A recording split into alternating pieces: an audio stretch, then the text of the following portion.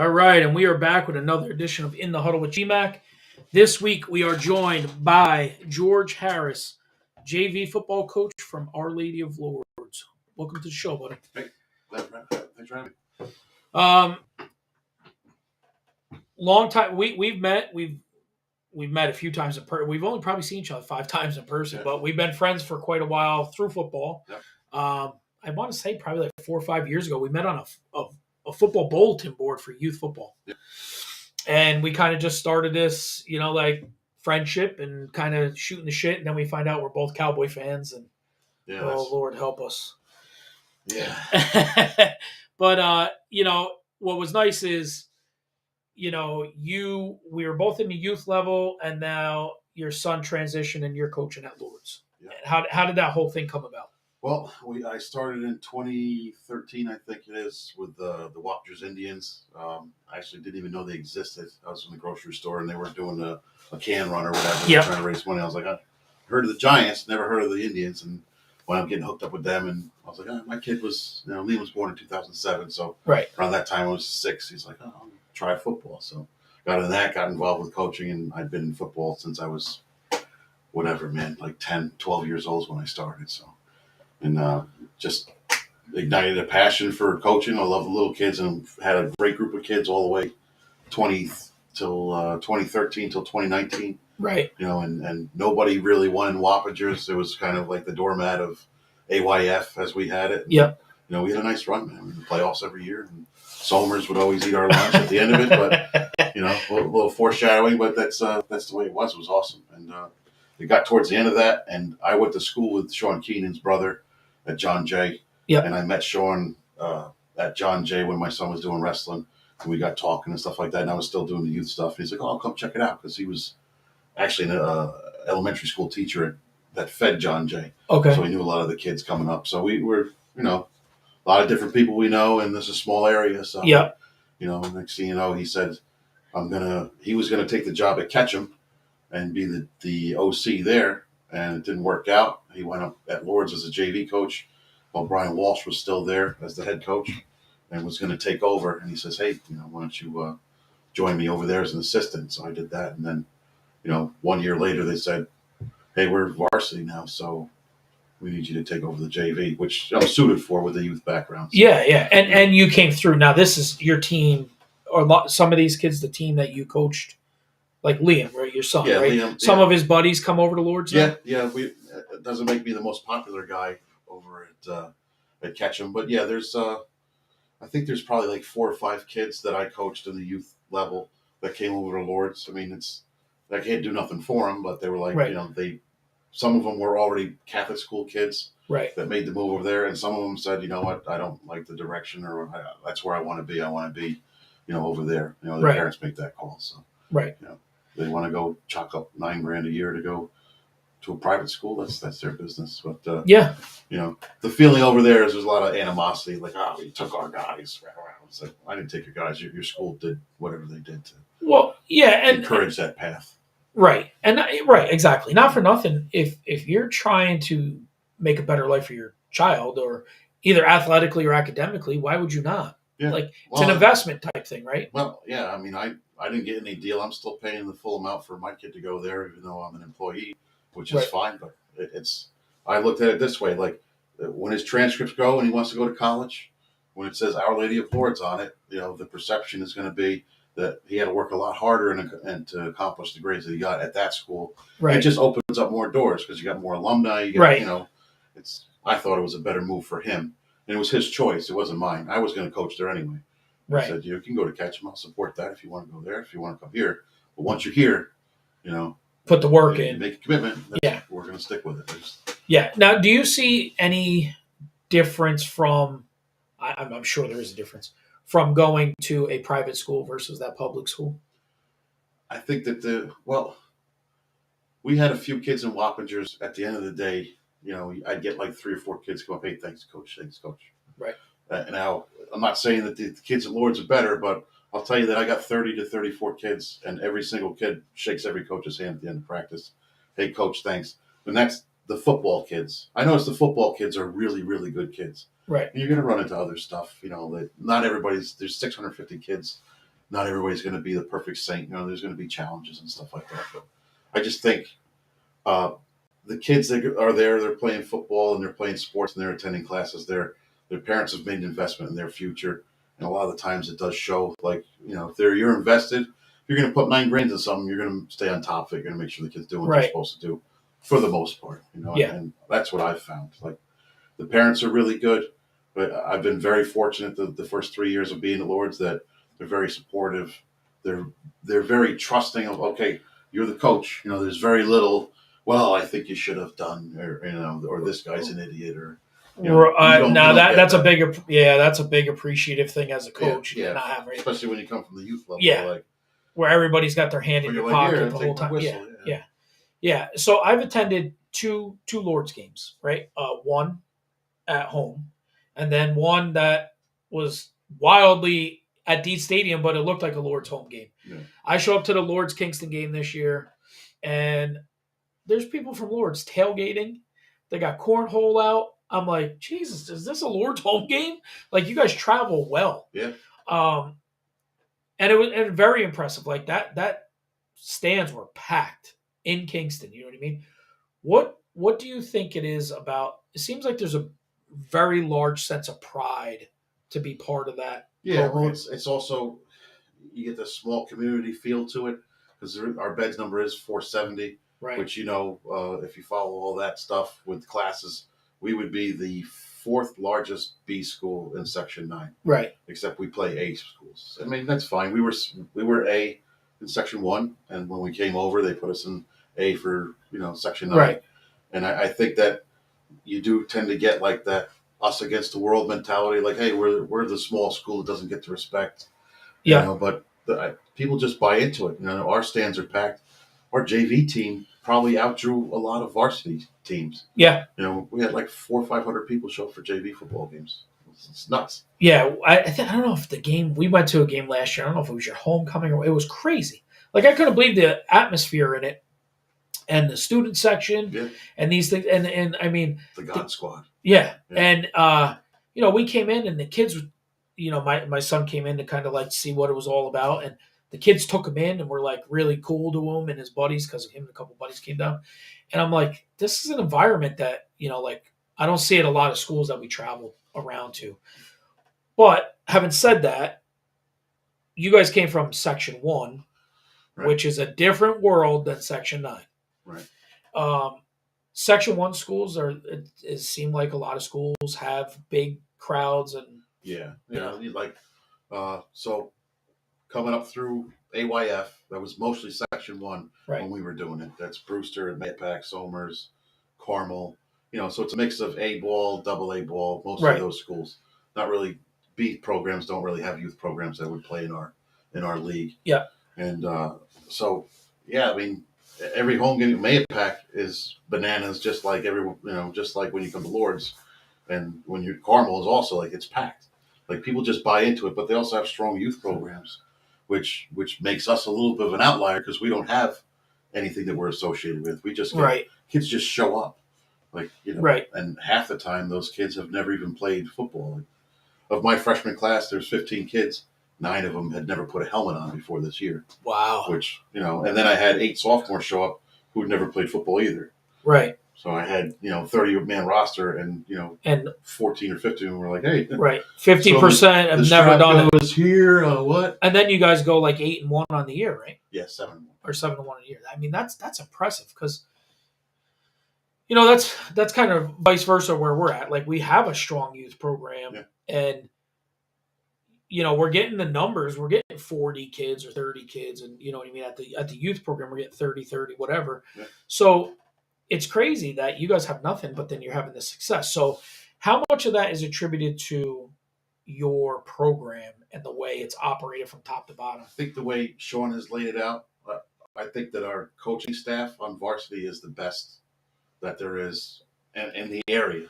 I think that there's a lot of good coaches in Section 9, like the guy Rich Ward that we just played against in Cornwall, and that staff. And there's a lot of them that are really good.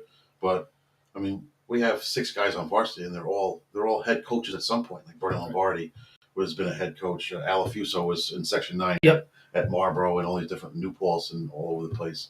And Sean was at Millbrook forever, and his father was at Millbrook forever, so he's got that. Him and Fettigan. Lupatoro was out at Millbrook as well. He was a head coach. And John Scaglione was also, he's been around forever, been at Lourdes, Beacon, been. Right. So you have all these dudes, but the Eagles checked at the door. They're all very good at what they do. Right. And they all work together as one unit with Sean on top of it. Right. Sean's the voice, though, Sean and is the everybody voice. else just Right. amplifies that voice. Right. But there's an open forum. Like Sean trusts his guys too, Yeah. and lets them contribute. Like everybody has a piece of it, not just I'm the king. Right. This guy's he's awesome, and he empowers everybody to get better and to do that stuff. Right. And he empowers me as the JV guy. Like I was like, well, what do you want me to do? He goes, I think you're doing a great job, man. Just this is what we want to run. He says, I trust that you're going to run that as best you can. If I see anything that needs to be corrected, we'll talk. But other than that, just keep doing what you do. I didn't bring you here because you're a crap coach. Right. So how's that filtered down? Like basically, if you're whatever your scheme or whatever your blocking plans are, it's all the same. Correct. Straight through. Right. So in summer he camp, taught me the double wing. Right. Now I'll get to that in a second. Yeah. But so like from summer camp, right? Spring camp. Oh, we're lifting weights. Yeah. We're lifting weights after midterms. We start lifting weights once the 8th graders who have registered are registered for the fall. They're eligible to come participate in our off-season program. So we had like 8th graders, like 10 or 12 of them every year, starting in like April. They're lifting weights 3 days a week with us, and that leads into the summer when OTAs start, which is like we have a very small break, and then after July 4th, we start going 3 days a week. Right. And then we go to camp in Arlington at the end of June for that whole time. Yeah. So, and then August kicks off the official. Right. Yeah. But we're 3 days a week all summer long. Right. Now, do you guys do 7-on-7s or anything like that? Yeah, we have that too. We did that. It was June, I think, that Arlington puts on a 7-on-7. So you get like Carmel's there, John Jay's there. Yeah. Ketchum was there 1 year, but they didn't come back last year. And for us, we're like 7-on-7. Sure, it's good secondary work, but I mean, just to get some, it's just to get some football movement, right? But you get eyes on kids too. You get to see what they do, and that's really varsity, like JV. Yeah, a few JV kids might get selected to participate in the 7-on-7. Like my kid did it when he was an 8th grader. Right. And they're like, oh man, this kid's running around pretty good out here. He doesn't belong running around with 17-year-old kids if they have pads on, but right. Right, but in open field. Yeah, open field, you can get away with that. But. So when you guys, you've touched on things like lifting weights and these, right? So obviously your varsity team is still playing. They just upset Cornwall 8-7. Yeah. They go for 2 with 1:40 to go in the game. They go for 2. They get the lead. You play to win, whatever. Congratulations on that. When this season ends, when does the next season of weightlifting start? February 8th. So they kind of get through. Yeah, when you get through the holidays. Yeah. You get through the second quarter. We have midterms in there. So, I mean, we're always preaching to these kids, books first, academics. And it's been trial and error. Like I think last year we might have gotten the kids in earlier and our numbers weren't that good. And they're beat up. And we also have a lot of kids that were, the kids that go to Lourdes are usually multi-sport kids. So, right, yeah. So you're wrestling or basketball or something. Yeah, hopefully wrestling. A lot of them play basketball. But so you keep that in mind. But you still get, we expect anywhere from 15 to 30 kids to show up for every weight session. It's like Monday, Wednesday, Thursday, whatever. Yeah. But it's after midterm. So you get, get all that stuff. Let your body rest up if all you're doing was football. And then you're back at it. Now, in season, do you guys lift? We do, but it's minimal. Like the JV, we started doing it. We didn't do it last year. This year, I said, well, since we're playing on Thursdays, that's a huge advantage. Like Section 9 plays on Thursdays for JV. Section 1 plays on Saturday mornings. Right. So you kind of limited. So what we started to do was we would lift the day after the game. We'll do film. We'll do weights and film. So the kids are in class all day. You don't want them all. They just played their game Thursday. They come in. So let's get them in the weight room. We'll do an hour and a half. And a lot of the times, if there's a varsity game, you want to bridge it anyway. Right. So we tried to give it like a community feel to it. Like, all right, we're going to do film, weights and film till 5:30. Then we're going to have a meal or something. We'll get something catered or, we'll pony up. Right. Pizzas. And then, you'll change, you put your jersey on, you're on the sideline for the varsity game. Right. So it's like a whole experience for you. Right. It's a whole night. Yeah, and think of the parents too. Like my kid went to school, I don't have to worry about where he's Right. at. When I come to the game later, he's there. He's fed, Right. and he's watched over, and he got to lift weights, and in a beautiful facility. It was something that we tweaked this year, like and we'll sit down, all of us, and we'll figure out, hey, what do we do good? What do we do bad? How can we improve this? You grade out your year. Yeah, we start planning different stuff. Like we did a golf tournament last year. We'll probably do something else. And you start, like, that's what that window is really for. Whenever this, hopefully this run ends in Syracuse in December. But take a beat. Let the wives get to know their husbands again. If they want. Yeah, if they want. Yeah. Now, I asked our varsity coach last week. He was on the show last week, and my entire playing career, just high school career, whatever sport I went, I still had to go to gym class. Do they still do gym? Yeah. Because there's some schools that if you're a varsity athlete, or if you're an athlete, that's your gym class. Yeah, I would be an advocate of that. I think that's a great idea. I don't know that Lourdes is ready for something like that. I think it would be great because these kids, think of the hours that these kids put in. Right. All summer long, and the hours. So we practice Saturday 3 hours, and then Monday, Tuesday, Wednesday are 2.5 hours, and then or 2 hours on Wednesday. So Monday and Tuesday are 2.5. So it's 5, 7, 10 hours they spend without playing the game. Plus the game is 3 or 2 hours. Right. And then you have weights. So it's 13 hours. You're going to spend what? Yeah. 40 minutes every other day in gym. I'd much rather that be an opportunity for them to get caught up academically for the time they spend. Right, I think maybe you get somebody. It's like you hire a strength and conditioning coach, put them in the gym for the quarters that it's impacted though, not like, oh, I'm a football guy, so I don't have to take gym all year. No. But and that's what I said. Semester. So if you're a football guy or you're a girl and you play soccer, you go to in a perfect world, in my mind, I would think you would have a strength and conditioning guy that was at the open gym, the weight room, right? And all right, your third period is open. That would be when your gym class would be. Right. You go to weights on your third period. That's whatever the deal or is. Or you can go take that time to get tutored or get study hall or whatever. Yeah. Because there is one of the constraints there is that we have the one field, so our practice times are, it's bounced all over. Really some days scheduled. We get out at 3:30 and go to 6. Other days we don't practice till 6 until 8 or 8:30. Right. So you got to so if there's a game, if there's a girls' soccer game, you guys got to wait. To sign up for it, and you have to. They do a pretty good job of that there. Yeah. As far as organizing the schedule, it's on Schedule Galaxy, and you pick and click, and you work with the other coaches and stuff like that because you have one field. You got field hockey, you got boys soccer varsity and junior varsity, girls soccer varsity, junior varsity, football varsity and junior varsity. Right. Right. You got 5 teams sharing one field. Yeah, that's tough. It's tough, and usually the girls' field hockey gets the window 2:30 to 4, and then we figure it out from there. But you can split it. We split it with whoever. Doesn't matter. But we also have PDS too. So the soccer clubs tend to use PDS down the road because of day school. They have the soccer field there, so they tend to use that because they play a lot of games on grass anyway instead of the turf. So it's better for them. So they hoof it down. Yeah, every day on turf like that on soccer, I don't know if that'd be a good idea. So you guys get there, right? You come in, you start coaching. Sean's got this program. You go from Section 1 to Section 9. I think that was a smart move for the school overall. Yeah, that was the previous administrator, the AD who had just left, Billy Kyle, made that move to go over there with the administration. It's supposed to be for less travel for the kids. There was times you're going down, you go to East Chester, and all these other schools, New Rochelle, and down that way. So it was supposed to cut down the amount of travel. Right. Competition really isn't. You got to play who you got to play. If you want to go to the state, you're going to go through Section 1 anyway. You got to beat everybody to be a state champ. It doesn't.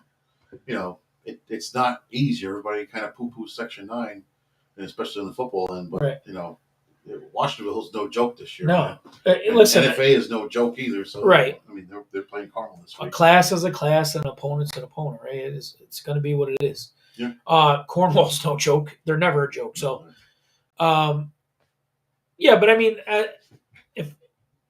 as an athletic director, I think it's just smarter. You're going to be more competitive in every sport. We're not just not just football wise. You're going to be more competitive in every sport. Okay. You know what I mean? And like you said, you don't have the luxury of being a B school. No. Because you're a private school, they make you play up because they quote unquote say you can recruit, right? Yeah, that's what people think. But yeah, our beds is 470, and class B runs to 635 or to 634. So 635 to 1025 is class A, and that's where we put us. And that's be honest with you, that's where we belong. So I think if we were in B, I don't I don't think it'd be very competitive if you look at the scores of what varsity did this year. Yeah. 40. They played Goshen twice. It was 45-13, 46-17, or something like Right, that. right. A lot of times, some of the games are like that. The top end of Section 9 is I mean, Cornwall's won how many state titles? Yeah. So a B school wouldn't have been the Yeah. best thing for us. Yeah, I mean, Cornwall's quarterback from 3 years ago is at Georgia Tech right now. Yeah. Semo. And the guy who was before him did all right too, Mike White. Well, Mike White, yeah, who Mike was White at Marist at Division One. Yeah, so I mean, yeah, they have a program there, and like I said, you're stuck playing up with a smaller number, but rightfully so, like you said. Yeah. So you guys run a double wing. Yeah. Yeah, a lot of that's some tough football there. Very popular amongst the masses. You know what I mean? Yeah. It's double wings quarterback, and I was mildly familiar with it before Sean introduced it to me because, right. When I came with him, it's like, oh, you're going to coach tight ends up and I'll teach you the offense and whatever. And I'm like, all right. Yeah. What we got here? Yeah. And I'm watching it and I'm like, oh, yeah, boy, the splits are really tight, man. Yeah. How do they move? They're foot to foot. Why are they so far back? Everybody's jammed in. It's like a phone booth. But the more I've been in it, the more I love it, man, because it's so demoralizing to have guys, you don't see it every week. So to prepare for it in 1 week and get your kids scouting this, you just can't duplicate what we do. Right. And you're not required to have these dude athletes either. You can have some pretty average, players and just grind it out and grind it out and grind it out. So I love it. And we're starting to throw a little more out of it. Like this year we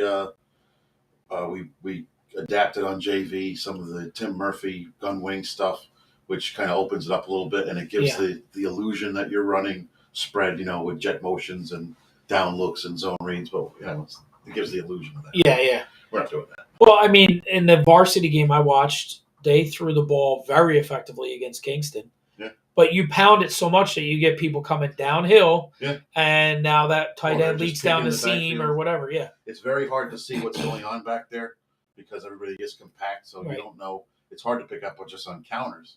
Never mind the counter look, and then before you know it, the kid that you should have been checking the tight end, and he's 15 yards behind you with his hand up, and right. You're like, oh, jeez, yeah, me again, or the running backs are on wheels or whatever they're doing. You're so used to them going FBI first backer inside, pounding it that you brace, and then he didn't come this time. Where is he? Where is he? Oh yeah, no, he's behind me. The fastest kid on the field is already 30 yards down the field with his hand up. Yeah. So. Now, but the advantage to that offense. Now you get people that are, football guys that say the double wing does nothing for anybody else besides running backs and linemen, right? Like it doesn't help receivers. Granted, Megatron played in Georgia Tech, which is basically it, and one of the greatest receivers ever came out of a wing, right? But it also is why Army stays competitive. Because how do you play a Division I schedule when you have, not that they're not athletic, because Army guys are athletic, but it's such a high, there's such a high bar to get in there. Yeah, it's the drop off, like tremendous athletes at Army, right? I mean, West Point has great guys up in that field. Navy as well. All the service academies are tremendous athletes, and they're probably the best dude in their town. But you take Army and you put them on the field against, Clemson, Georgia Tech, and all these, they got 4 and 5 stars. There's no 4 or 5 stars going to Army. No, you're lucky if you get a 3. If you got a 3, he's a dude, and you're probably going to do something. Like, we'll adapt our offense. If there is a dude who's a special player, right, you're going to adapt to that. And then there's stuff we can do with double wing when we flex guys out and we'll put them in motion to get them where they freed up. We'll do that. And then that's why you see, like, Matt Krause has had the year he's had. He's not just run and pound it and go. He's catch a lot of balls and Yep. he torched Goshen. Yeah. They just decided we're not going to cover that guy. Right. And he's a dude too. I mean, Matt Krause he's a pretty Yeah. he's probably the best player in the section. Yeah. Now, when you play, are you getting a lot of 4-man fronts, or do you see people start walking up like 5s and 6s? You see 5-4-2. You'll see a 6-man 6-3 front, and when you see it's every gap, they'll cover A, B, and C, and then they'll bring their corners up as overhangs. Yeah. So it's almost like an 8-3. Yeah. And Yeah. they'll just drop one guy at 8 yards, but the other two backers are kind of stacking. Yeah. The on the D tackles, and they try to run that. But it's like if you want to put more people in line, that's fine. But I mean, all right, because all you need is So threes. yeah, I went to a coaching clinic years ago, and they said, and it was the double wing guy. I went in and I really wanted to hear because I was youth coach, but I'm trying to figure out like what is the best offense that suits our players long term, not just because, like you said, you can have groups of players that are very good, and I rather put packages in for players that are when we have very good players, Right. but have a main like this is our bread and butter. So I went to that, and the guy said all we rely on is half a man. You make a half a man mistake, that gives us the seal we need, and yeah, it's hard to cover. Like if you run defense, it's hard enough to cover 5 surfaces. Right. Covering 7 surfaces is very difficult. And you're dealing with 14, 15, 16, 17-year-old kids. Right. So gap integrity, as coaches, we'll preach that all day. We're like, this is your gap. This is, you're going to maintain this. You're going to lock out. You're going to own that. Or the backer's going to do this. Yeah, on paper, that sounds great. But, right. It's easy for one person stacks a gap and that opens it up enough where it's, bye-bye.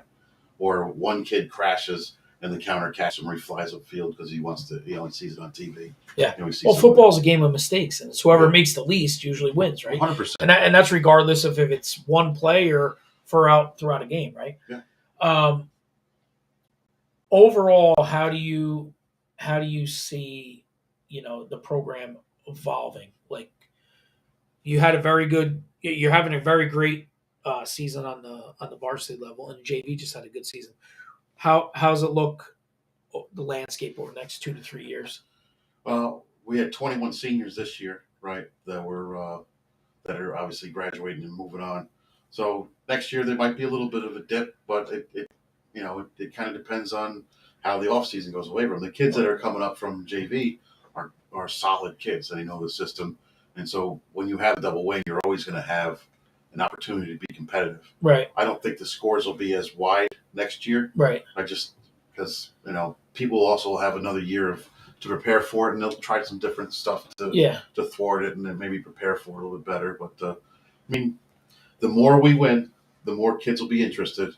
The better athletes are going to show up. The harder it is to stop the offense. Right. And the defense is, they held Cornwall 7 points, man. No one held Cornwall to, I don't even, maybe less than 20 or 30 points this year. Right. They averaged like 40 points a game this year. It's sensational. So, there's that. We played solid defense. It wasn't just, we scored a lot of points for JV and varsity, but our defense has played phenomenal too. Right. Right. It's the full game. It's not just one side of it. And we don't have a lot of kids, so those are the same kids that are going both ways. Yeah. We went to Monroe Woodbury this year, which was a lot of fun. And, they come marching out. They got the black, they got the black and purple. They got like 60 kids that come marching down the hill. I got like 27 kids dressed. Yeah. We're sitting there, and the coach was really great, man. He's like, hey, listen, I got an army over here. Yeah. I was like, yeah, dude, it's pretty impressive, man. I got like 58 kids you got over there. He's like, goes, yeah, so if things get out of hand, we'll talk at halftime. I was like, well, okay. Thanks, coach. Cool. Yeah. It was 8-8 at halftime. We went up winning 24-22. And we held the ball the last 8 minutes of the game, and they never saw it again after they scored to tie us and then missed the 2-point conversion. So he was like, yeah, I got an army over here. And he was a really nice guy. But I was like, oh, okay, coach. Sure. Good thing they only put 11 on the field at once. But so I think we'll be fine. We have good numbers. I think we're going to get more sophomores next year. Right. Whereas this year our freshman class is only, I think I only have like 12 kids, over 13 freshmen. But initially, when I got the reports in the spring, I thought I had 43 kids. Right. I had like 21 freshmen. I was like, wow, this is 41 kids. This is going to be unheard of. And then, kids were like, I changed my mind. Yeah. But now they've been in the school, and now they're, well, that's a lot of fun over there. Those guys are, having a good time, and they're winning football games. Winning There's brings in more, There's a little more buzz. And some of them, like one of our special teams coordinator is the religion teacher, and he's phenomenal, dude. That's a guy you should get on the show, man. You'd love him. Yeah. His name's Tom Ford. He's a Notre Dame graduate. Okay. So he's like, he was like a big time lawyer in the city. He had a calling. He's like 30 something years old. He says, I just had a calling. I didn't want to do what I was doing as a lawyer in the city anymore. I wanted to come teach religion. I wanted to coach football at a private school. And here I am.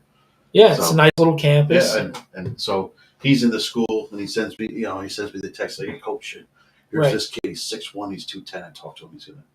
He's gonna come out. So that's a great point you just made. So, throughout different people we've had on the show, we had one of our old defensive coordinators from Saugerties from the early '80s and late '70s, and then the early '80s, right, and all the way up. And he ended up transitioning into baseball, and he's a major league scout and all that. But the bottom line was, he said being in the school and being able to talk to people and saying, hey, listen, he goes, we would sit in the lunchroom. We'd be in the cafeteria. Hey, we need you out. We need you. Yeah. He goes, it's all a matter of getting people, and I feel like recruiting is part of a coach's job, not to sit and say, and some people have the opinion, well, I want them to want to be here. Yeah, but sometimes they need to be shown that, they're the cute person that needs is being asked to the dance. Yeah, and sometimes they need to be told that they're pretty. Right. Yeah. I get that. I don't like to use a recruiting word, but yeah, I agree with your point that having Tom in the building is a huge thing, as a familiar face, and he's a great guy. And also having your kids, I tell them all the time, our kids, I says, you're going to be an example, one way or the other. Right. So when you're in the school, represent the program properly. Don't be the clown in the class, because that's the perception that we're going to get with our program. Right. And that stuff is constantly preached, as much as, making sure your head's inside when you're doing a kick-out block. Is, what are you doing in the classroom? What are you doing in the hallway? Are you getting in trouble? Are that kid that, the dean has his eye on because he's doing dumb junk or being a clown? Or are you dude that's, holding the door open for people? Or right. Are you putting your hand up in class to participate? Or the teacher's getting a good vibe from you? Yeah. Everybody knows who's football players. There's only 650 kids in the building, and there's only 300 boys. So of the 300 boys, 65 of them are football players. So they kind of know that kid's a football player. So. Yeah, it's a matter of how you carry yourself. You're teaching. Yeah, you're representing your team. Yeah. No matter, every minute you're on campus, you're a Lourdes football player. So. Right. When you guys break down you and I talked offline, and I was amazed at your preparation. I posed this question last week. You guys go through Huddle a lot. I feel sometimes seeing it with my own eyes is better than watching it on film, because you get a feel for, like, you can watch something on film and you're not seeing somebody how when they run downhill and lay hits even though they're the runner. You can't always get the feel for that on film. Do you try to see a lot of games live if you can? If I can, but I mean, with the schedule being what it is, and in a perfect world, unfortunately those numbers haven't come in for me where I can scratch something off and have a big pile of money. Yeah. So I still have a day job, which rotates around the clock. So the windows aren't there. And honestly, the hours I put in already with football, and I have a wife and a 4-year-old boy and a 14-year-old daughter and a 15-year-old son. So, and for me to say, hey, babe, I think I really want to go scout this team we're going to play next week. It's like the Huddle aspect is invaluable. And Section 9 is awesome because they have the pool. And you can, you put your film in. You can go in and pluck anyone else who's put film in. You go pluck out of their library. Right. You put it in there, and you can, break down your stuff. And that's, I wouldn't be able to prepare like I do without Huddle. Yeah. Because I just, it's not there. And not all the Huddle, not all the film is great. Some of it's shit. So, Yeah. it's like, oh, someone's dad on the sideline holding his cell phone. Yeah, yeah. And it's shaking, and there's a helmet in front of him. You're like, Yeah. this is what you submitted to the pool? This is absurd. Right. Now, do you guys have the sideline huddle? On our home games, yeah. Yeah. Yeah, we do the live stream. Yeah. So, like, if people can't make it, so. No. But I mean, like, do you have they call it Huddle Live, I think it's sideline or Huddle Sideline. Yeah. Where you come over and you can look at an iPad and you're getting the all 22 view. Yeah, we don't use it on JV. We're not that high tech, but Right. on the varsity we have we use a JV kid. We set him up in the end zone, so he runs the tripod up, and he's got his control box. Right. And he does good job clipping that. We have one at the crow's nest that goes down to the iPads. Yeah. So you can see, hey, the our one of our linebacker coaches. Usually he's the tech guy, so he's like, "Hey, come on over here. Let me show you this." Sean, it's not, he's really good. That's like, I think that's next level stuff on the high school level. Yeah. And they're on the headsets. They have the headsets that are wireless that go up top, so they can see that. And we've used those on JV, but sometimes they reach at some point where I'm just, Well, yeah. Oh, dude. Because there's four dudes and they're the first time I ever remember them, I like 9 times out of 10 I would put the speaker up here, and then they'd be yelling to me to put it back on my head. I hear you, but you get a coach that doesn't realize his mic's down and he's coaching linebacker and he's screaming at him. Because ours always had like it must have had an on off in it, so as one got to like here it turned on. So if it wasn't up, you heard it. But I saw your preparation. Your sheets and how you break things down, and I mean, any coach would love that, right?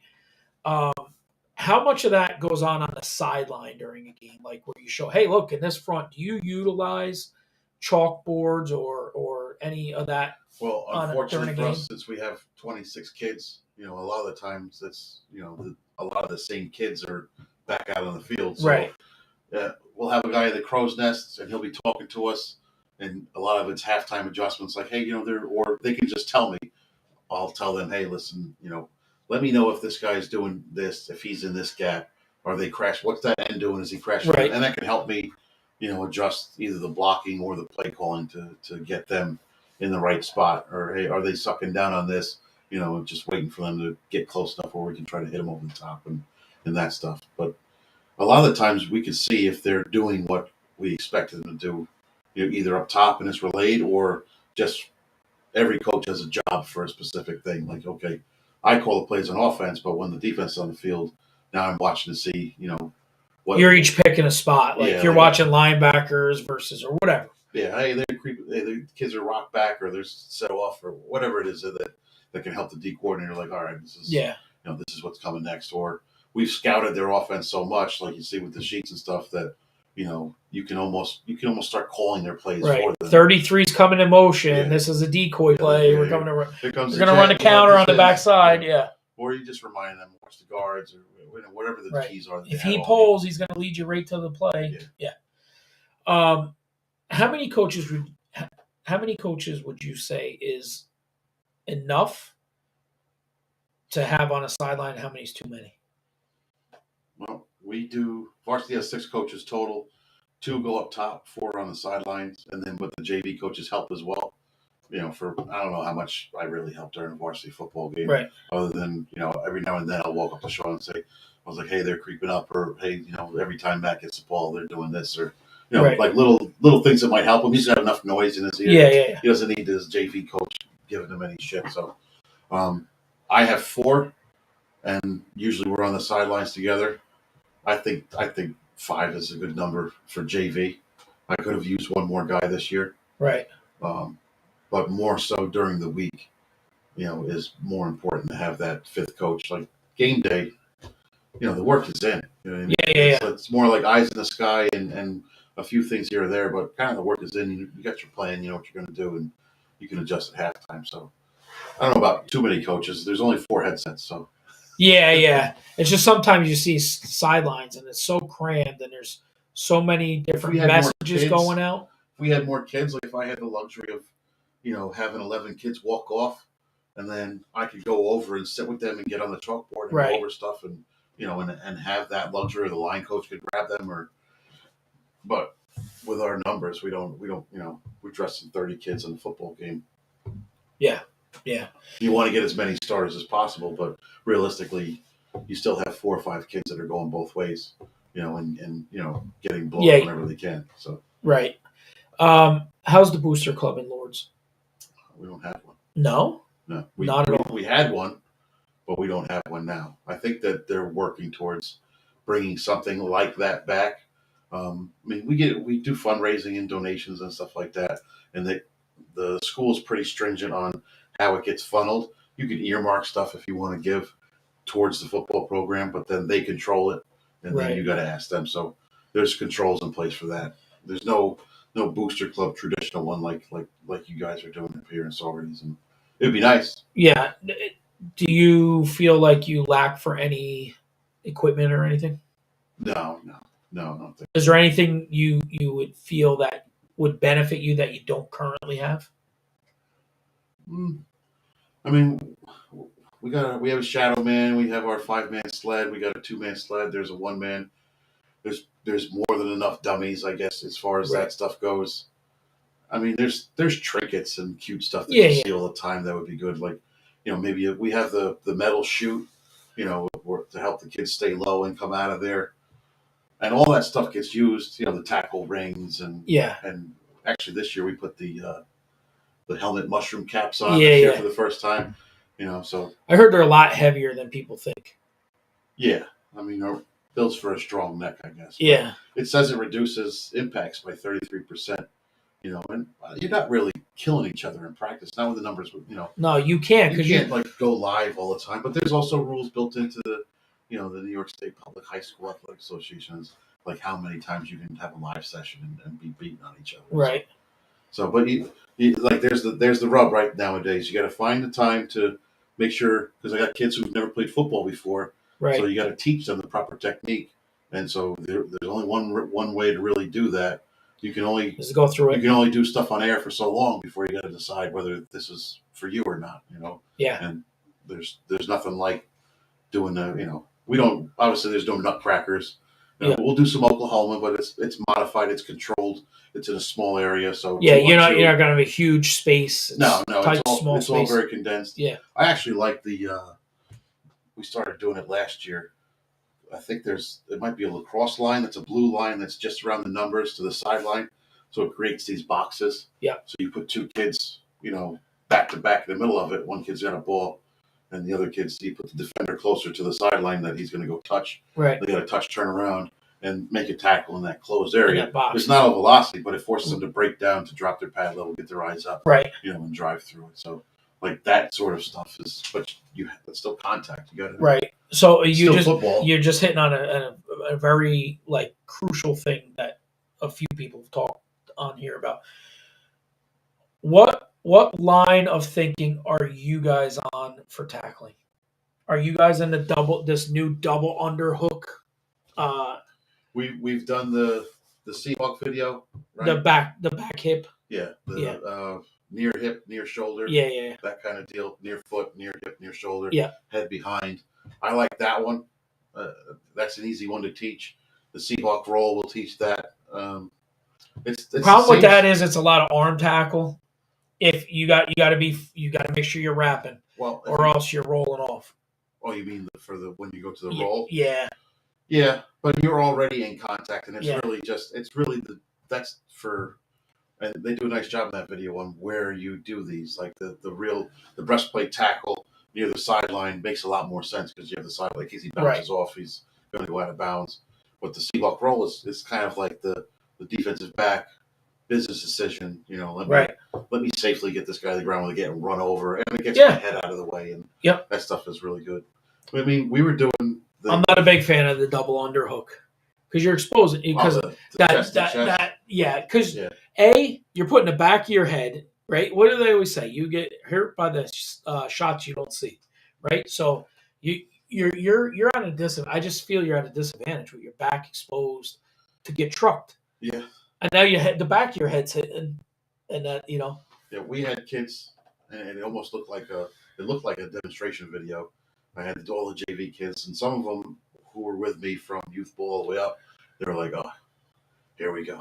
I know what we're doing." And it's like the feet, wings, sit, the whole. you ran through the whole gamut, and you made Yeah. them sit in that pose where they're give you that 90-degree. Yeah. And you got 30 kids in all these perfect rows, and Coach King goes, "Wow, that looked really good, man. That looked like you guys are really." I was like, "Yes, this is just really it's muscle memory to get these kids." Right. Because the worst thing you can do is bend at the waist and lower your head. Right. Either get your clock cleaned or you wind up, wheeling yourself around. Yeah. So that's what we're trying to avoid. And a lot of times it's just getting over the fear of it. Like these kids, Right. it's not a normal thing to take your body and run 100 miles an hour into another human being. And right. That's it's not for everybody. Most likely bigger or faster or It's stronger. not for everybody. No, it's not. Yeah. It's not. And yeah, like you said, years of doing that, I would go, okay, partner up, and everybody would be like, oh, here we go. Yeah. And I'd have the 3 whistle down to, the breakdown, the whole everything. And then we do it on one. Step. Yeah. We'd get the whole speed. We go 1, 2, 3, 1, 2, 3, and then we're gonna do it once. Yeah, we have the half moons. You line up. Yeah. And the kids are on their knees and their toes, their laces are pushed on the ground so they can't leverage off, and they got to shoot their hips and they Superman, they land on their chest. They're like, hey, look, this stuff's actually. It's really just to tell them that the stuff you their have on your body, works. it's going to protect you if you do hit the ground, it's not going to kill you, and then you progress to it. I enjoy that part. That's kind of like the difference between JV and varsity is that you're not teaching that stuff on varsity because it better have been taught already. Well, but that's what makes a good program. If you're teaching the fundamentals on JV, on varsity, you're teaching the game stuff. Right. And they're teaching the fundamentals all summer long. Right. And there's a lot of stuff. And our school was really good with this year. We used to go to Arlington's camp. And Arlington's a big AA school. You get Carmel there. You get John Jay there. Right. So you get these AA schools that want to kick the crap out of you. And here comes Lourdes. Right. With our 27 kids that showed up for camp. And this is in July. We're not even in full pads yet. Right. So the school let me put them in uppers and just let them do dummy work. I said, nothing's on each other. They're not hitting each other, not touching each other, but I just need them to hit dummies, hit the tackling rings, hit the sled, let them get used to the contact of it without, having to hit each other. Right. And they let us get like 3 practices in before we went to Arlington camp, which is very physical. Yeah. And everybody's up, everything's thud, but it's still live on the line, and you're thud on the back, right. And quick whistles and stuff, but you're popping. And it's 3 weeks before official football starts. Right. It's the middle of summer. So, but they were really good at that. I was like, I had to lobby for that. I was like, I got kids who've never gone to Huddle before. You want me to put them on the field against Arlington and John Jay, who have youth programs, kids playing from 6 years old to 13. That's a big difference. They've been in the same system that whole time, like Solmers is. Yeah. Now, your son has gone to quite a few big time camps and games, national games and stuff. Are there any out there that you prefer over others? I love the offense-defense stuff. The OD. And I thought it was a huge company, and it's really a family-owned business out of Myrtle Beach. Yeah. And it's like the patriarch of the family kind of started the whole thing, and he's had his kids involved in it. And they have really good coaches there that they've brought in over the years. But for the experience, I thought like they were very well organized, and they really cared about the kids. And they're a faith-based organization on top of that. So I mean that appeals to me a little bit to be able to, you get like the shirt and it's like OD, All American Camp, and then on the back there's a little cross. I'm like, then they don't push it on you, but it's just like, if you talk to them, it really comes out. And I thought they were great. And Liam did the Keene camp down in Jersey, which was how he got started. And then he went to, he got invited to play in Florida when the Super Bowl was in Miami for 1 year. He played there, and then went to AT&T and played there. And it was just like, it's a very cool experience to meet people from all over. Yeah. The coaches were really good.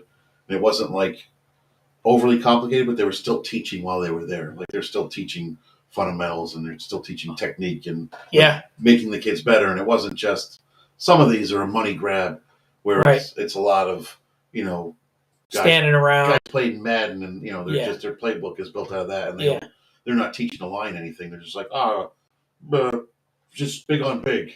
You guys can, So and that's the hard part, right? So you get people that, a lot of people go, well, that's just a money grab. Because now your son doesn't, my son goes to camps, and you try to filter out what is a money grab and what is legit. because you want the better coaching. Like we did the USA thing this year.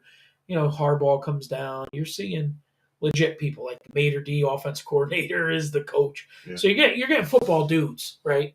But that's the thing. How do you feel? How would you, as a dad, filter out what's a money grab versus what's not? I think it's really hard to do because people get sucked in and they think, and everybody thinks their kid's D1 and he's going to be some stud. Right. And if someone's gassing you up, like, listen, there's like 99.95% of these kids that are playing high school football are not going to be wearing a helmet Ever after again. their 18th birthday. Yeah. It's over for them. Yeah. So I don't know how to filter that out because he's done some where it was a good experience, but it wasn't offense defense. Right. It was just sort of like, oh, we got a bunch of kids, Yeah, pay we'll your put money, them together. Yeah. And there's some backfill on the offense defense stuff because especially with the economy being what it is the last few years, paying that nut. Right. And that's not even that bad, but it's the travel that goes along with it. Yeah. Going down and getting a hotel and all this other stuff. Right. Like, so you get some kids, who it's like a Halloween costume to them. Like, oh, I'm gonna go play football for 3 days. And this is gonna be great. And it's like, nah. But you can see like those dudes get run over because there's kids, that are legit dudes that are no joke. Like, for instance, we went to Texas and Liam's got this kid on his team, and I'm like, man, this kid. Wonder where he's from. And I saw his helmet. It says Harlem Jets. And we're in Texas. And I was like, oh, Harlem Jets. So I see his mom. I go up to her, I got my Lord stuff on. I was like, hey, your son plays for the Harlem Jets, huh? She goes, yeah. His name's Brennan. I was like, oh. So he came over, nice kid. He was 12. He was already 5'7", and he was about 150-something pounds. He was 12, and he was the fastest kid on the field. Yeah. I was like, that's what a Division I running back looks like. Yeah. And he scored like 4 touchdowns in this offense defense game. He was phenomenal. But I was like, you never think about going to. Yeah, Lourdes. But you're in Manhattan, right? I don't know if Lourdes would be the spot for you, but that kid's now at Iona Prep. Of course. And he's playing as a sophomore. Yeah. So, like, that's like the levels that you realize when you go to these things. Yeah. There's dudes. Like, my son's not a dude. Right. He's a good, solid player. He's going to have a nice high school career. Right. If he plays any football, it'll probably be like Division III. Yep. If he's lucky, If he's lucky to put a helmet on after his 18th birthday. Right. If he gets anything for it to go to school, that's mission accomplished. Yep. But some folks, man, they're like, man, I think my kid's going to Clemson. Some people have the Kool-Aid drank, like. Yeah, and then these places, to circle back to it, they're gassing that. Yeah. Like, well, we've had these ranked recruits. Like, anyone who's ranking kids under the age of 14. Yeah, it doesn't make sense. It's like, what is because you're really not growing yet, or what have you. Oh, he's the number 1 ranked 9-year-old. And listen, if you've been around football and you have since you were young, you get out and you get a X amount of kids on field, 50 kids, your eye will find the guys. Yeah. The thing like I was impressed with, like we've done numerous camps. The thing I was impressed with the national team that we went to, the organization of how they were, they had 4 quarterbacks throwing at the same time. You know what I mean? Like you couldn't get 4 high school kids to throw at the same time right now. And the way they run it, it's so systematically placed. That it's like you can tell legit when you get there. It's not. Yeah, these are people that have been involved in things, and logistically speaking, have been on college campuses where they have staffs of 18 to 25 coaches, and you're over your position group, and they're over there. They're blowing a horn every 5 minutes. And, and in some level, like we've tried to take as much of that stuff as possible. Right. But and make it organized. And I think we are. I mean, we have a practice plan every day. And right. You have different periods, and you try to stay. It's really just to try to stay on schedule as best you can to make sure we can get everything in to prepare for Thursday's game. Right. But you see it. You're like, I love watching. It's like Nick Saban stuff in Alabama, and I'm not watching him. I'm watching what's going on around him and the energy these guys are doing. They're running everywhere, different stations, and they're going, okay, we're in DO here, and everybody knows where they're going. Yeah. Get with your position guys, and you're in film, and these, it's just and it's machine, impressive. Man. It is a machine, and that's going back to it. Like at this camp, we roll in, and I'm like, you don't know what to expect. You're getting people from Hawaii, Texas, all over. Here they come in, and it's 4 days, And immediately the kids pick right up on it. Like, and that was one of the biggest things like I learned, and I don't know if Liam had this experience or you did when you went. I get there and the kids that have been through the system because all of a sudden you see like the band come out and they're warming up. You know what I mean? And they got a football and they get prepped on their own. Yeah. And they're dialed in. They're dialed in because they've been through this process 5 to 10 times. They're not big eyed, but yeah, and they're not like, where do I go? Oh. Right. No, they're like, all right, I know what I'm here for. Yep. And Liam adapted to that pretty well. Like he knew right away when he went down to those things that he was not a running back anymore. Right. He's like I'm not. I'm a defensive back. Because I am a defensive back. If they need me to work the slot, I can be like a little Cole Beasley guy, but I am not that. Like he stood next to Brennan, and they became friends, and they follow each other and stuff. But I just stood next to each other and said, "Well, that's what that looks like now. Now you know that's what a dude looks like." Yeah, and you he's the same age as you, right? And I just think personally, and I don't know how your experience has been with it. Some people try to poo-poo it, like, what do you mean you're going down there for? Why are you going against these guys? Like, just because other people haven't doesn't mean that you can. Yeah.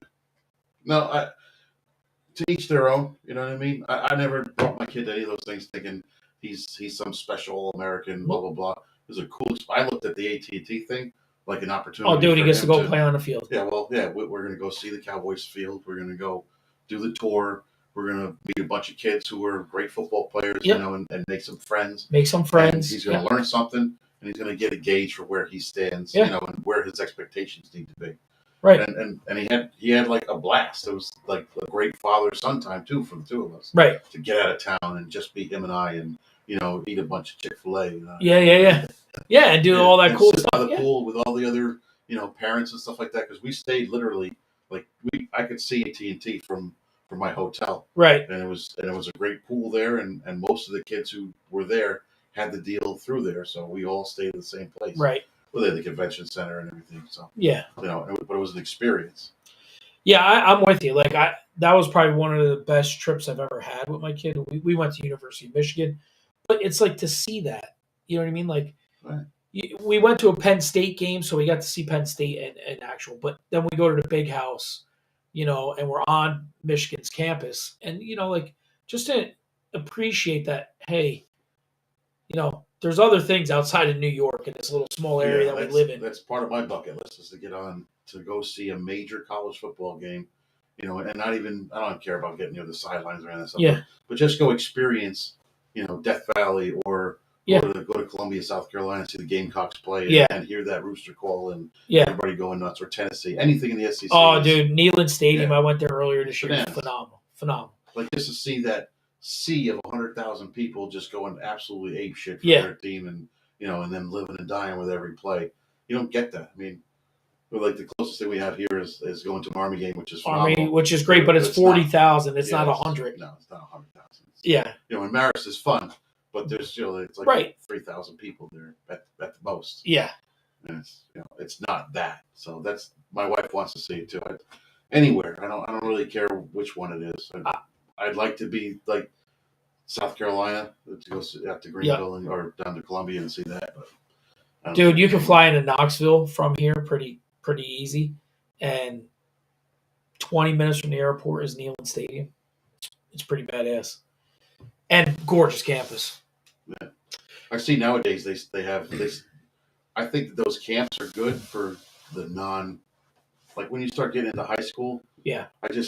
I found it's almost impossible now with where we are as a program to get your kid involved and stuff like that on the high school level, just because we're always working on our stuff to get better. Right. So it's like, well, I'd like to go back to OD, and they've contacted me. I still get emails all the time. I'm like, well, first of all, now it's basketball season. Like, once this is over, his body needs a break. And then, like, I'm not going to break away from OTAs. Yeah. So we can go gallivant for a week somewhere and miss out that. I just don't. There's parts of me that kind of thinks that's a I don't know about Northeast thing, but like when we went to Texas years ago, like we were contemplating making a move there. They they kind of stemmed towards one sport or a winter and a spring with a fall and a spring. Yeah. You didn't see like the three sport stars. Yeah, they weren't doing basketball. No, and they were they kind of isolated because we were right outside we were in the like kind of near Allen, McKinney, Prosper area, checking out Frisco, and Lovejoy, did you go out that way? yeah, Did you see that? yeah. But all that, I mean, they're all like $50 million stadiums too. But the preparation and stuff they had there, it seemed like most kids they play football, and then they lift weights, and then they play spring football. And so, but then you wonder why it's one or the other. Yeah. Well, Texas is different. It is different, and Florida's kind of like that too. There's no spring football up here. No, they'll never really be an effective spring football because it's just a baseball area. Yeah, kids are really drawn to that. Which is weird because we don't really have the weather for baseball year round. No, I remember when we played baseball, it was like, we're starting. It's like, maybe you start. It's still 18 degrees outside. Yeah, it's snowing. There's an inch. We canceled practice today because there's snow. Yeah. It's like, this sucks, man. Yeah. We're going to do a parade, go freeze our ass off. Yeah. Walking down the street. It's awful. Yeah. What? So, New York, I don't know. I kind of feel like New York's probably one of the bottom 5 states for football in the country. Overall. Yeah. Well, I mean, for the amount of people in it, like, there's no reason. How big of a state it is. Yeah. Well, I mean, also the population density is concentrated into one lower area where recreational football is really not a priority. Yeah. It's big in Long Island, and you get into Westchester, and the programs are popping up, and you got your New Rose and your Iona Prep. Staten Island has pretty good programs. Where most of the population is, it's not. Right. It's not that. Like, you get north of Westchester, and it's pretty scarce population wise. Yep. So you can't, compare it to Pennsylvania, where that's their lifeblood. You got Bethlehem, Pittsburgh, all those areas. Like, we pale comparison to those, and that's a state that borders us. Yeah. It's also, and Ohio too. Ohio's a big one too. Yeah, and it's political too. A lot of stuff with the head stuff, and the CTE and the concussions and all that. Yeah. New York being more of a liberal state, more of the blue state that's going to shield their kids away from that and kind of go away from them a little bit. That's just, right or wrong. Obviously, I'm a football guy, so I prefer more kids play football. I think it lends itself to more character development than any other sport there is. I think more kids would be better suited to play it. You don't have to be a dude.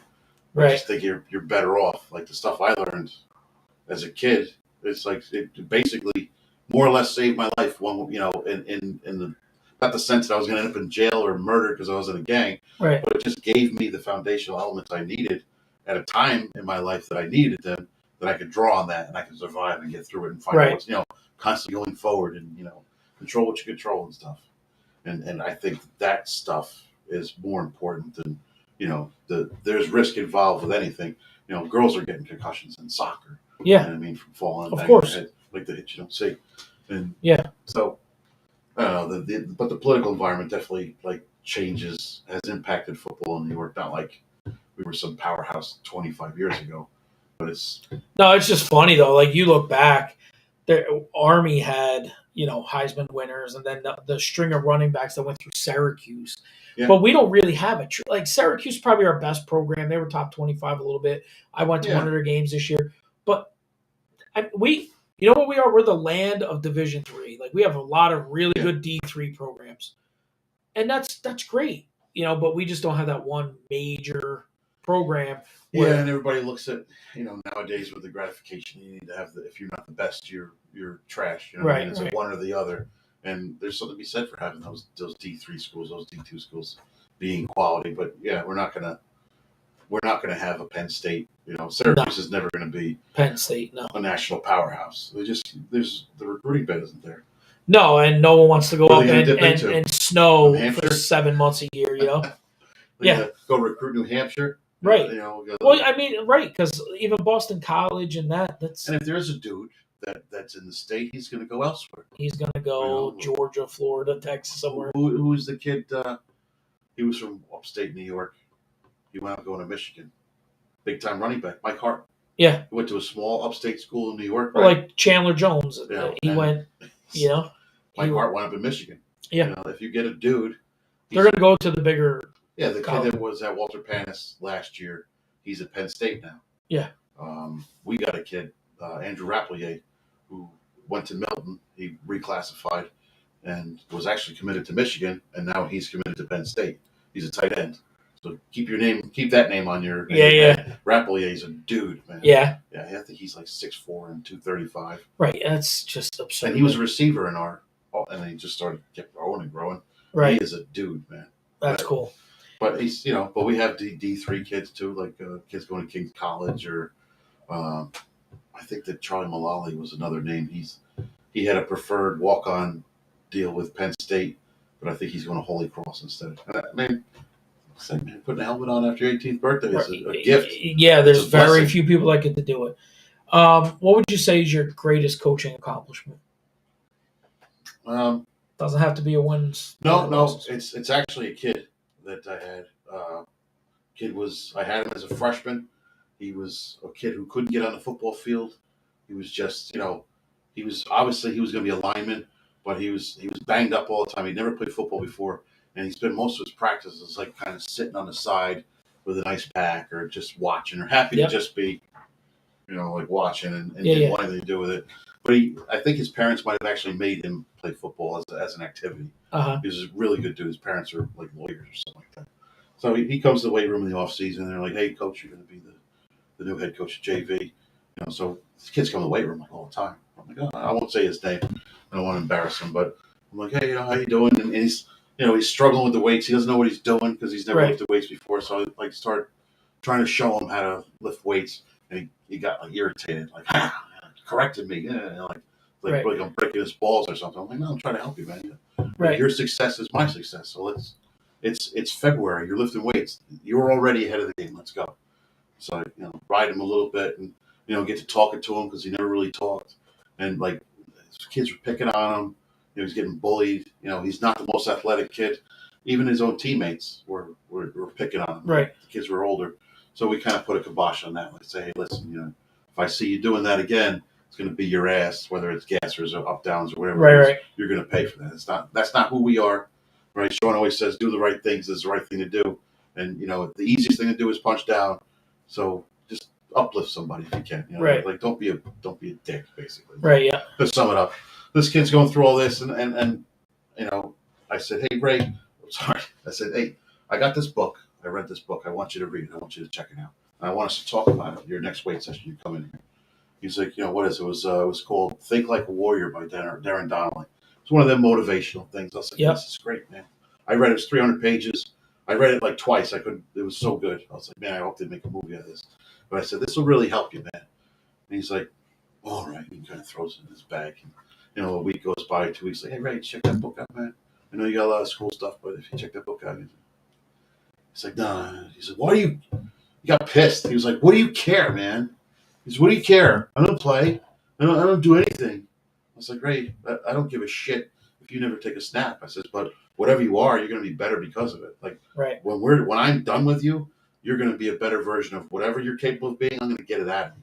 That's what I'm here for. I says, I'm not some genius X's and O guy. I'm not. You're going to get the NFL's not going to come grab me out of here. I says, I work for utility and I coach football. And I coach it because I care about you kids. So you're going to get better at whatever it is you do. You're telling him he's pretty. Yeah, I told him he's pretty. I says, whatever you give me helps us. I says, you could be our starting left tackle. I don't know. But I'm not going to let you just toil and sit on the sides and feel sorry for yourself and let this opportunity for you. Your parents put you in football for a reason. You're going to get better at it. And if you're great. If you're not, you're going to get better at something else. You're going to be stronger, more confident. We're going to get you better, man. Whatever it is, I'm invested in you because that's what I'm here for. I'm here for you. And that kid read the book and, and he was really into it. And he thanked me. He says, I really appreciate that, and all this other stuff. And he wound up being our starting left tackle, but more importantly, you kid was walking around school. Had some pride. His chest was out a little bit. He's looking people in the eye when he shakes their hand, and he's engaging his, teammates. He learned the offense in and out, and he was helping other kids on top of that who were better than him. But Right. he understood what they're supposed to do, and he was always like engaged in it. And all of a sudden, this kid, like, where you're worried about him, not having a good time at all and being sad, and the mental aspect of it all. The next thing you know, the kid's like, his parents are like, this. My son's a whole different guy, and it's you did that, So I actually went and buying 30 copies of that book and gave it to every single JV kid I had last year. That was our going away present. Here you go, kids. Nice. This is when you're done with it, bring it back, and when there's a freshman next year or somebody new, hand it off to them. And these books can circulate through this program for. It's a mentality. Yeah, it's a mentality. It's building like a mentality. It's what is it like? There's 5 markers in there, and I even make like the graphics and stuff like that for, and it's just a mantra and a mindset that these kids embrace, right? So it's focus on the things you can control, your attitude and your effort. So this is the basis of this guy's book, Think Like a Warrior. Love what you do and attack each day with enthusiasm. It's like pretty simple shit, right? Always dream big and ignore the naysayers, right? You can't do that, man. Right. Yeah. And be relentless and never give up on your dreams, and choose faith over fear.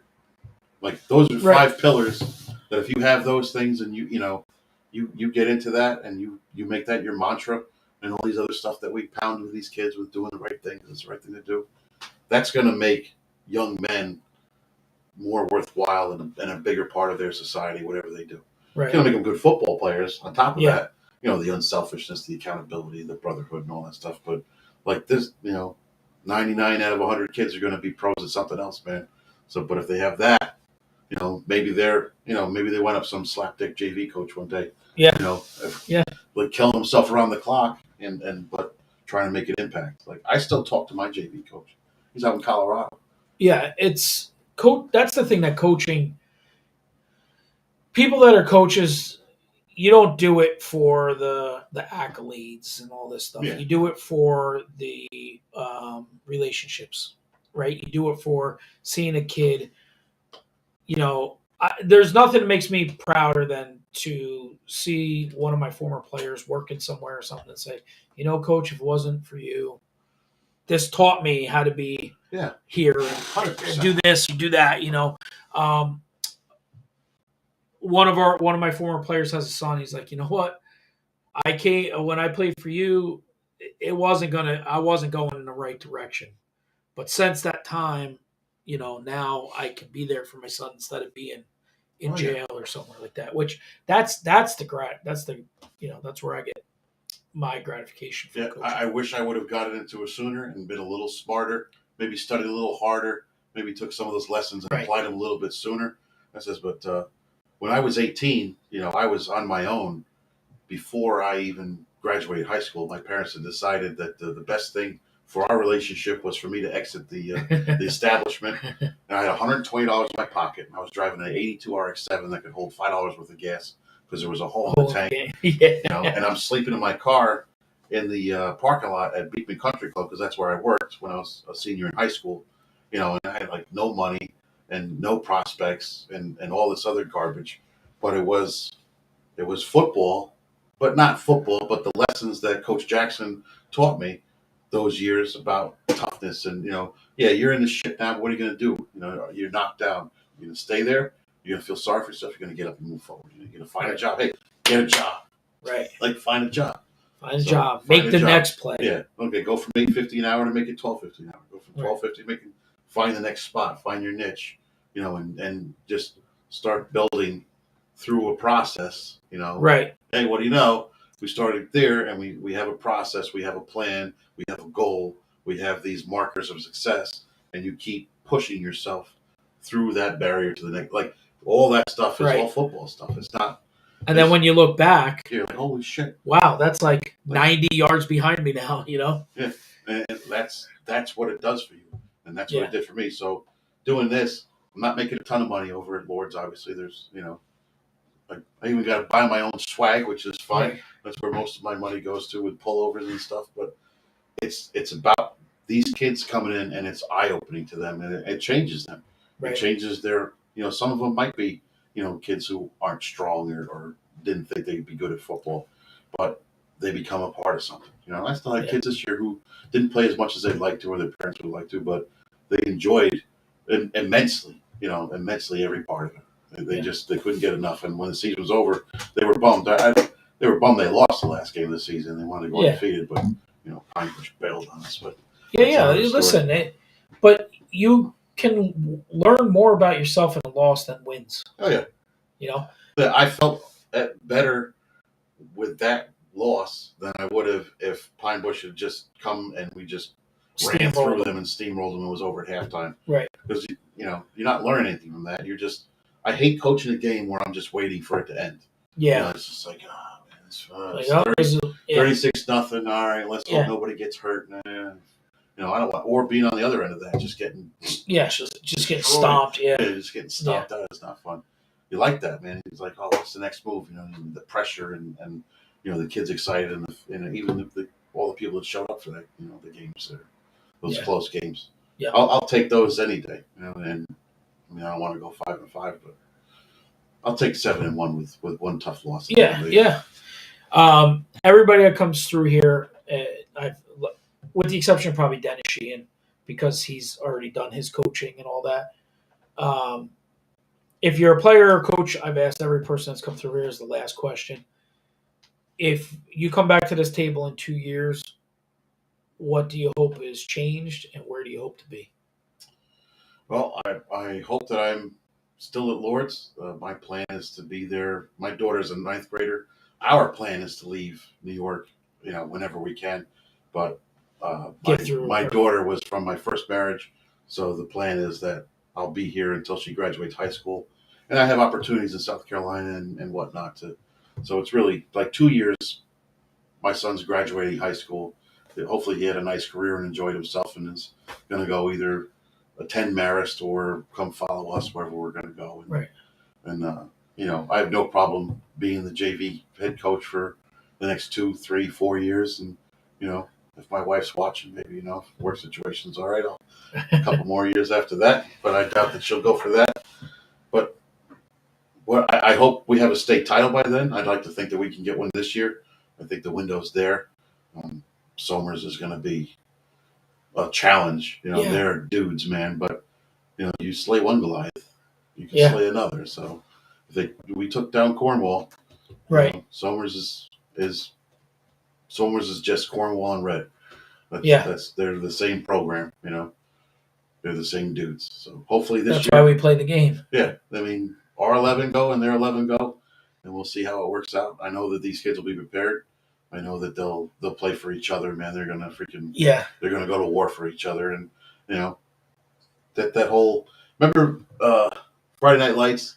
He said about being perfect. You know what I mean? And empty the tank, man. Just leave it all on the line and look around. And as long as you did everything you could, you'll live with the result, man. Right. Put everything out there. But. Yeah. I think of Flash, and I'm like, well, 2 years he'd be a senior, but little Zeke's coming through. You got a lot of football left in you. Well, hopefully I can. If he plays, if I could be dad for that would be great. Yeah. He's 4, so that timeline is, in 2 years he's probably going to want to play flag. Yeah. I don't know if that's the plan for this area, especially where I live. I have no interest in him going through the same route that his brother did. Right. So, but we'll see. I mean, if he wants to play, he's going to play. If not, then. And it is what it is. Yeah, I don't really want to go back to coaching youth football. But I know me, and I'll be like, well, this. You watch how things get done. You're like, well, it's not I know it's hard, man. It's hard. It's hard for me to enjoy games. Yeah. Like if I don't have a rooting interest, I love it. Like the Vikings-Bills game yesterday, loved it. But if I watch like any other game that I have any rooting interest in, it beats you up because you see things. Yeah, it's hard to, and you can't really discuss it.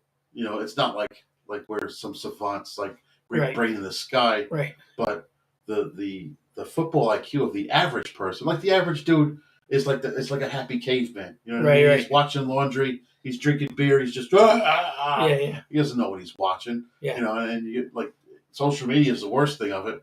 Because you're watching you're blaming Dak for everything. So, well, Dak shouldn't be throwing that. He's not going to cut under that route. The safety's camped on top. Right. That's not a throw. He has to go off. CD knows that. That's why he's not throwing that ball. Right. So CD's he's not quitting on his route, but he knows receiver knows 15 yards down the field, the ball's not coming to me. And then I'm going to tell more you this right surprised. now. I know the play you're talking about. You don't run that from the 18-yard line. That's more like from the 30 so that the guy can be pulled deep and CD can undercut. Yeah. But you're not doing it that shallow of a Yeah, CD space. saw where he was camped, and he's like, the ball's not coming to me. Yeah. But when it was picked off, CD was like, why would you even throw that ball? Why would you throw that ball? That's supposed to go elsewhere. Yeah. So, but that's what you see, and then it burns your brain up. So, yeah. The average person is not, and it's not like, I'm not saying I'm some freaking genius, X's and O guy on ESPN, but when you watch that, it's harder to enjoy the game the more you understand it. I agree. And I'd rather watch college football than watch anything else, just because I like the passion the kids play with, and it's more fun to watch college football, even a Division II or whatever game. It's like these kids are playing their balls off. The pageantry and the band playing in the background and the alumni. Everybody's getting up and flexing and doing bullshit after every play. Yeah, and the announcers are, I don't know. I'm better off with the game on mute sometimes. Yeah, yep, I agree. If you have one pitch to get players to come play for your guys' program, what would it be? Family, man. It is a family, and coaches, administrators, and especially the players, man. These kids love each other, and I think that's a byproduct of what the coaches do and the environment that we create, and the teaching, and there's a lot more to it than just, hey, we've got the spread system. It's about Keenan and Fedigan and all those guys on varsity, and my part on the JV level, and the passion and the OD preparation that goes along with it. Kid's going to learn a great game, and on top of that, he's going to get a great education at a great school that's not overcrowded and blowing, with kids falling out the door. Yeah. And he'll get a chance to play, and be competitive. So I don't think you could ask for more than that when you're looking to send your kid somewhere, to get an education and to be part of something. You know what I mean? Yeah. And you come there, like you said, you see with the God Squad, you see the people in the parking lots traveling well. You just, it's like it's its own little society, not a clique, but a little society, a little community, and everybody, bands together, and the sports support each other left and right. We've got our kids at volleyball games and basketball games, and it's a small, tight knit group. So, and how would somebody, like, if they were gonna check out the school, how would they? We've had open houses. We just had one a couple weeks ago. It's on the website pretty regularly. I try to share it as much as possible when I hear about them. Right. And the open houses were great, but we had the science and math and religion and all these other places had their booths set up, and the sports had the hallway along the theater where we had our tables set up, and I think I met like 15 kids who were walking through from some from Kingston, some from Red Hook, some from Poughkeepsie, and they're just like you just see them, and you got to put the show. Hey, listen, buddy, you're a pretty good sized kid. What you want here to talk about football? Let's go. Tell them they're pretty. You take their number and you take their email address. You talk to the parents, and I mean. 15 kids was pretty good. So I got 15 kids pulled in off this. Right. And there's other ones, and hopefully we'll get our numbers up, Yeah. But they got to take a tax exam, which is the aptitude for Catholic high schools. Yeah. Right. That test, which I don't think is incredibly difficult, but we even do prep for those. I think that process is over, but we'll still do school exams from now until the spring. And then there's also the possibility of transfer if a kid wants to do that, and they got to get their transcripts, and that's got to be approved, and then they have to do an interview if they want to come in. And we still abide by all the normal transfer rules, with public high school, since we're in a public high school league. So, right. So if you're less than a sophomore, you can come in and play JV, but you can't play varsity sport for a year, I believe, if you played any high school sport at any level the year before. Really? Yeah. So you're going to be on JV, which is fine. Yeah. Which is fine. Which I like as the JV coach, because my guys don't get pulled up. Right. Like, can't touch that one. Yeah.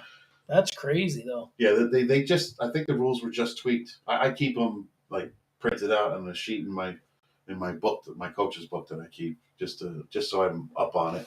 Yeah. But you'd have to, that's wild. In especially in the world, and we're running a little long here, which is okay, but especially in a world where you have the transfer portal now in Yeah. colleges. It doesn't make sense. Well, I get it. I don't think that it would be good. Like I'm not a big fan of like super teams and stuff like that. I get it. I don't want kids jumping all over the place. That doesn't teach them the right thing anyway. I'm not a big fan of the transfer portal. I think that I get it, I understand it, but I'm not a huge proponent of it. Yeah. I think if you make a commitment to a school, regardless of who the coach is, Right. you're going to be there.